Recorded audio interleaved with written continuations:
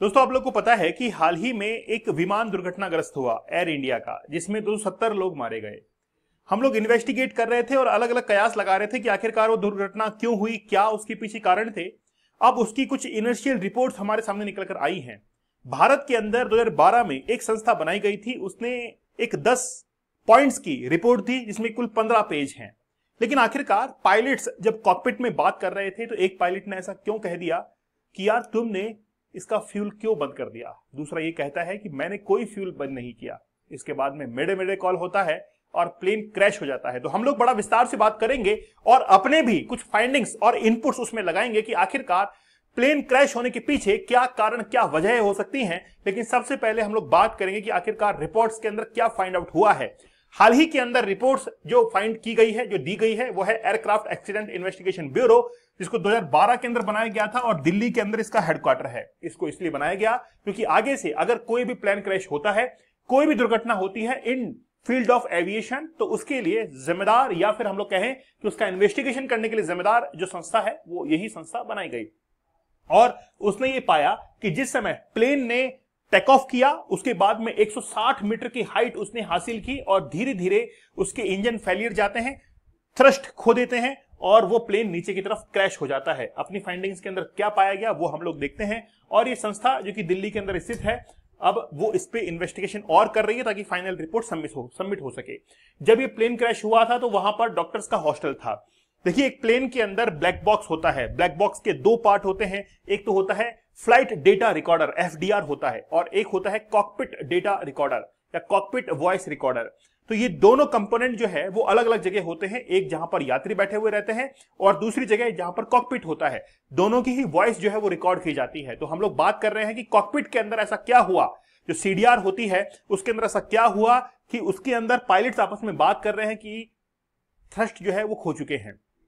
ठीक है, तो ये जो प्लेन क्रैश हुआ था इसको लेकर कुछ फाइंडिंग्स सामने आई हैं, लेकिन मैं आप लोगों को समझाना चाहूंगा बड़ा विस्तार से। एक्चुअली में जब कॉकपिट के अंदर वॉइस रिकॉर्डर था, वो ये चीज रिकॉर्ड करता है। एक पायलट ने दूसरे पायलट से पूछा कि why did you cut off, तुमने कट ऑफ क्यों कर दिया है। मतलब फ्यूल के बारे में बातचीत चल रही है और दूसरा पायलट ये कहता है कि आई डिड नॉट, मैंने कोई भी कट ऑफ नहीं किया है। और कुछ सेकंड बाद में ही एक कंपोनेंट डिप्लॉयड होता है ऑटोमेटिकली, इसका नाम है रैट। रैट मतलब रैम एयर टरबाइन, एक ऐसा टरबाइन जो कि इलेक्ट्रिसिटी जनरेट करता है। कहां पर? एयर के अंदर या फिर एयर के थ्रू वो जनरेट करता है। तो indicating total loss of engine thrust, मतलब इंजन जो था वो अपना थ्रस्ट खो रहा था as per CCTV footage.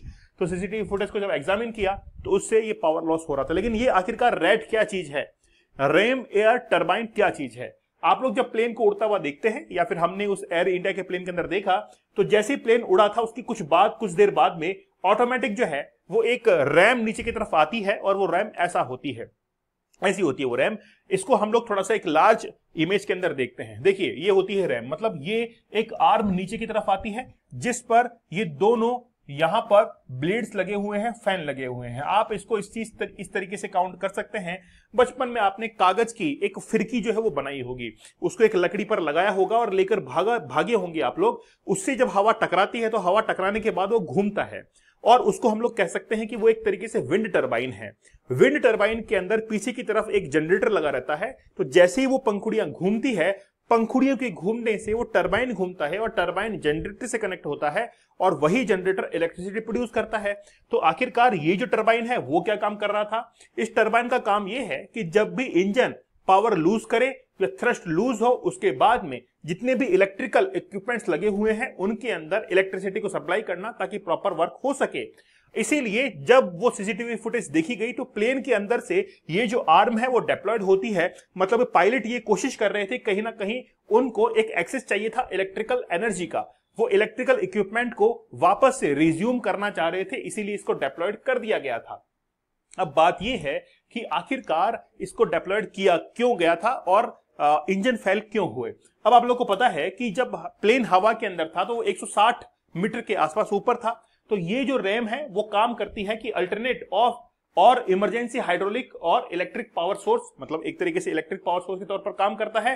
Power from the air stream, जो प्लेन हवा के अंदर है वहां पर हवा बह रही है, हवा आकर ब्लेड से टकराती है और पावर जनरेट होता है, connected to an electric generator, generator से कनेक्ट होता है और वो पावर को जनरेट जो है वो कर देता है। अब एक्चुअली में क्या हुआ है बड़ा विस्तार से समझिए। देखिए क्या है, पहली बात तो ये है कि ये जो प्लेन था इसकी उड़ान पहले दिल्ली से अहमदाबाद थी और अब इसको अहमदाबाद से लंदन के लिए फ्लाई करना था लगभग दोपहर में 1 बजे। इससे पहले वो 11 बजे के आसपास दिल्ली से अहमदाबाद पहुंचता है।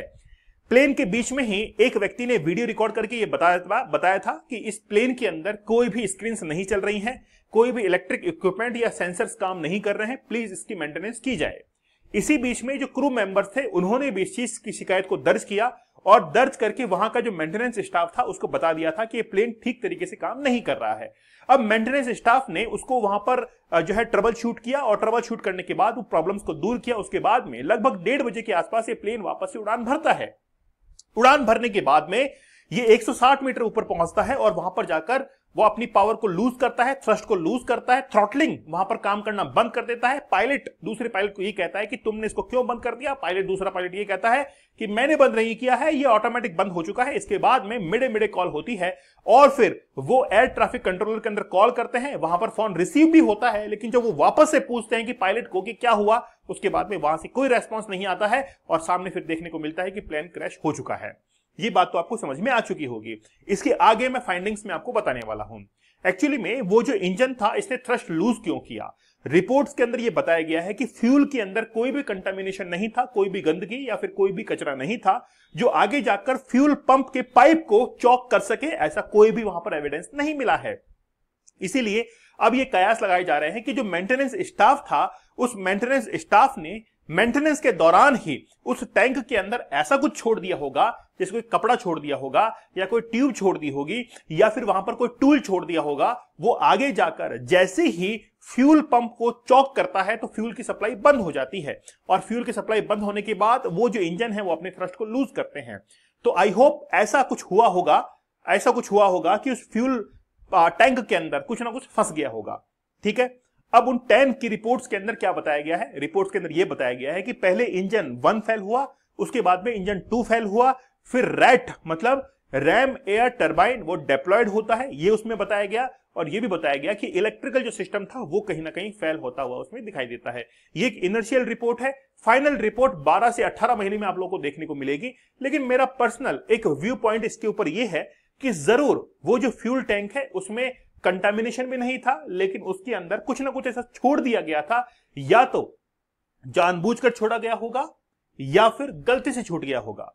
जब डॉक्टर ऑपरेशन करता है तो ऑपरेशन करने के दौरान कई बार आप लोगों ने न्यूज़पेपर में पढ़ा होगा कि यार कोई सीजर जो है या कोई इक्विपमेंट जो है वो पेट के अंदर ही छूट गया है जहां पर ऑपरेशन चल रहा था। तो ये हो सकता है कि मेंटेनेंस स्टाफ वहां पर मेंटेनेंस कर रहा हो और फ्यूल टैंक के अंदर ऐसा कुछ कपड़ा वगैरह कुछ भी छूट गया हो जिसके कारण उसने फ्यूल पाइप को जाकर जाम कर दिया, चॉक कर दिया और फ्यूल सप्लाई बंद हो गई। कुछ एक्सपर्ट्स ऐसा बता रहे हैं, मतलब जो एक्सपीरियंस लोग हैं वो ऐसा बता रहे हैं कि यही इसके अंदर एक जो है फॉल्ट लगता है। अब देखते हैं कि 12 से 18 महीने के बाद में एक नई रिपोर्ट हमको देखने को मिलेगी, वो फाइनल रिपोर्ट होगी।